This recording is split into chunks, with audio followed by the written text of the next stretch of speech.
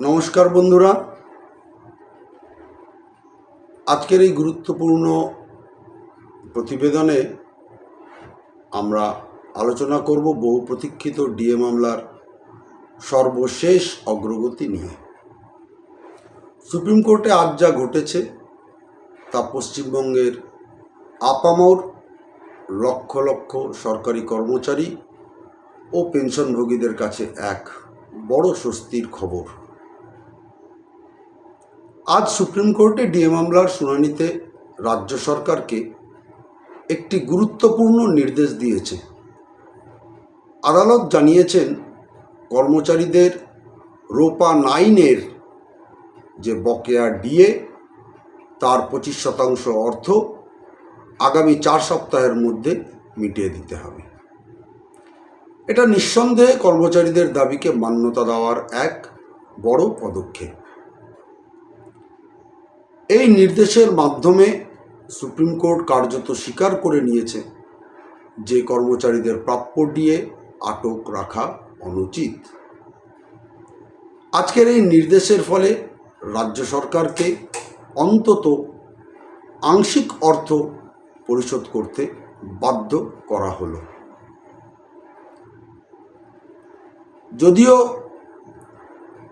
এই একই সিদ্ধান্ত অতীতে স্যাট এবং কলকাতা হাইকোর্টও দিয়েছেন, কিন্তু আজকে যেটা হলো, ভারতের সর্বোচ্চ আদালত থেকেও একই রায় রাজ্য সরকারের কর্মচারীদের পক্ষে হলো। আমাদের আশা, আদালত আগামী শুনানির দিন অবশ্যই এই মামলার চূড়ান্ত নিষ্পত্তি ঘটাবে। আদালত আগামী শুনানির দিন ধার্য করেছে আগামী আগস্ট মাসে, অর্থাৎ এখনই এই মামলার চূড়ান্ত নিষ্পত্তি না হলেও একটি ইতিবাচক দিক দেখা দিয়েছে। এটা ভবিষ্যতের জন্য অত্যন্ত আশাব্যঞ্জক। বিশেষজ্ঞ এবং আমাদের মতেও এই মামলার পরবর্তী ধাপে আদালত রাজ্য সরকারকে পূর্ণ বকেয়া পরিশোধের নির্দেশ দিতে পারেন, কারণ ইতিমধ্যেই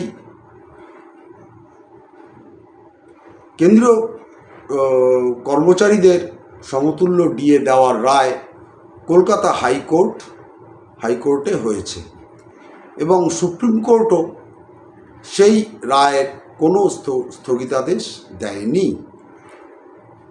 একটু সংশোধন করে নিই, কেন্দ্রীয় কর্মচারীদের সমতুল্য নয়, all India consumer price index বা AICPI মেনে রাজ্য সরকারকে যে ডিএ দিতে হবে সেই নির্দেশ উচ্চ আদালতও দিয়েছে এবং আজকে সর্বোচ্চ আদালতও সেটির স্বীকৃতি পেল।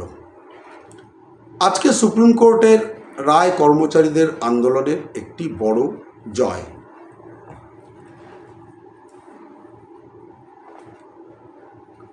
আমরা আশা রাখি রাজ্য সরকার এবার বাস্তবসম্মত ও ন্যায্য সিদ্ধান্ত নেবে এবং অবশিষ্ট বকেয়া দ্রুত মিটিয়ে দেবে।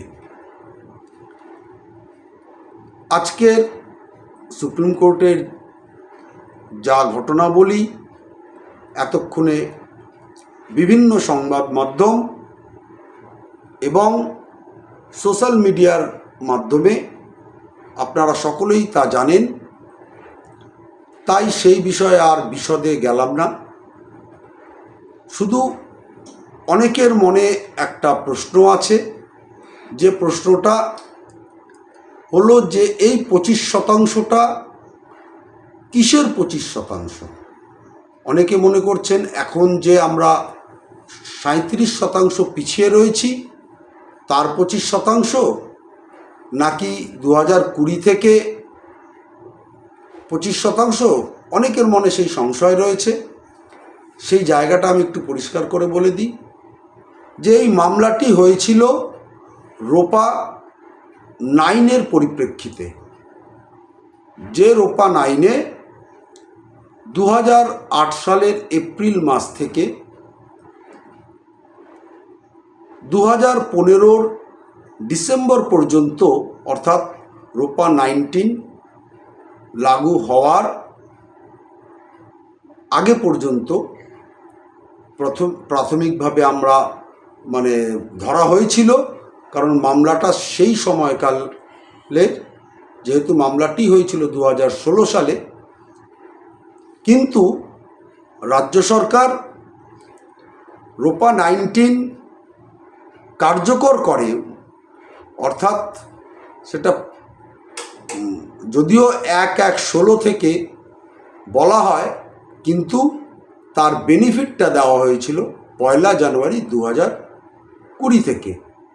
অতএব আমাদের ধারণা, কারণ এখনও যেহেতু কোর্টের অর্ডার আমাদের হাতে আসেনি, তাই এই জায়গাটা একটুখানি ধোঁয়াশা আমাদের থেকে যাচ্ছে, তাই কিন্তু কথাটা ব্যবহার করছি। 2008 এপ্রিল থেকে 19 ডিসেম্বর পর্যন্ত যে বকেয়া ডিএ রয়েছে, তার মোট যা হবে তার 25% আগামী 4 সপ্তাহের মধ্যে দিয়ে দেওয়ার নির্দেশ সুপ্রিম কোর্ট দিয়েছে। আগামী দিন দেখা যাক, খুব সম্ভবত সোমবারে হয়তো আজকের মামলার যা অর্ডার সেটি বেরোবে। সেটি বেরোলে আমরা আরও পরিষ্কার হতে পারবো। আজকে এই যে 25% দেওয়ার কথা বলা হয়েছে, সেটা কোন সময়কাল পর্যন্ত, এই পর্যন্ত আজকের শুনানির বা আজকের সুপ্রিম কোর্টে যে শুনানি হয়েছে তার আপডেট আগামী দিন। আবার নতুন কিছু ঘটলে আপনাদের কাছে আসব। নমস্কার, জয় হিন্দ, বন্দে মাতরম, ভারত মাতা কি জয়।